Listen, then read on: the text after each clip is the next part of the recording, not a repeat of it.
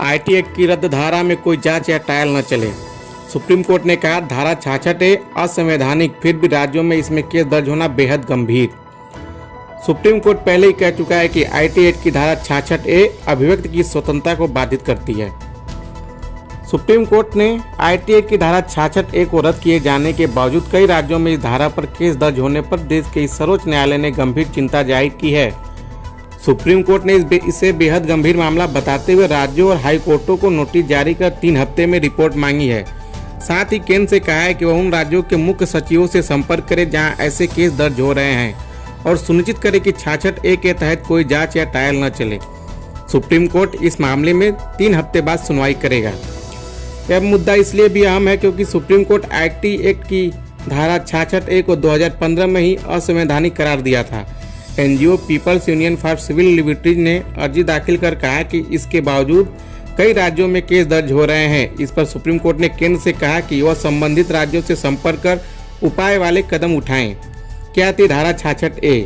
इस धारा के तहत पुलिस को अधिकार था कि वह कथित तौर पर आपत्तिजनक कंटेंट इंटरनेट सोशल मीडिया पर डालने वाले को गिरफ्तार कर सकती थी।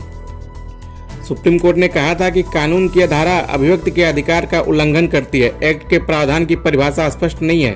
कोई कंटेंट किसी एक के लिए आपत्तिजनक होगा, दूसरे के लिए नहीं। ऐसे में कोई भी शख्स इंटरनेट पर कुछ पोस्ट करने से डरेगा। इस धारा को असंवैधानिक ठहराने के बाद भी बिहार में केस दर्ज हुए हैं। कितने केस हुए यह बिहार ने जानकारी नहीं दी है।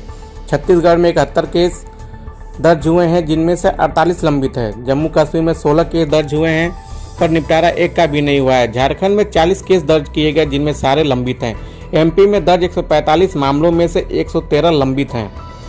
आपको बता दें कि यूपी, मेघालय, सिक्किम, ओडिशा, हिमाचल प्रदेश, पश्चिम बंगाल और दिल्ली की ओर से बताया गया कि उनके राज्य में कोई केस पेंडिंग नहीं है। पिछली सुनवाई के दौरान 5 जुलाई 2021 को सुप्रीम कोर्ट ने इस बात को स्तब्धकारी और भयानक करार दिया था कि आईटी एक्ट की धारा 66A को सुप्रीम कोर्ट से निरस्त होने के बाद भी पुलिस इसके तहत केस दर्ज कर रही है। सुप्रीम कोर्ट ने इस मामले में केंद्र सरकार को नोटिस जारी कर जवाब दाखिल करने को कहा था।